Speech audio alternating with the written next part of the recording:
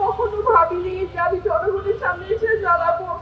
আমি আজকে একাত্মতা ঘোষণা করছি এই কারণে, আমি আমার সন্তানের হত্যার বিচার চাই। আমি বিচার চাই, আমি বিচার চাই।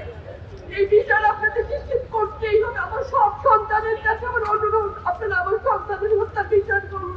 কারণ ফাঁকির শেষ ইচ্ছা ছিল যদি মৃত্যু হয় তবু যেন আমার মৃত্যু বিচার হয়। আমি এই বিচার চাই। ইনসাফের বাংলাদেশ চাইলে যদি মৃত্যুবরণ করতে হয়, আর কত রক্ত দিবে আমাদের সন্তানেরা? আর সহ্য করার ক্ষমতা আমাদের নাই। আমাদের সন্তানদের বাঁচতে দিন। ইনসাফের বাংলাদেশ কায়েম হোক। আমরা আর সহ্য করতে পারি না। প্রশাসনের কাছে, সবার কাছে একটাই মাত্র অনুরোধ, আমাদের বাচ্চাদের বাঁচতে দিন, আমাদের ইনসাফের বাংলাদেশ দিন। কথা বলার শক্তি আমার নাই, আমার চোখ ধরে আসছে। আমি সহ্য করার শক্তি আমাদের নাই। আমাদের বাচ্চাদের বাঁচতে দিন। প্রশাসন সজাগ হবে কবে? আর কত মৃত্যু আমার বাচ্চাদের দেখতে হবে?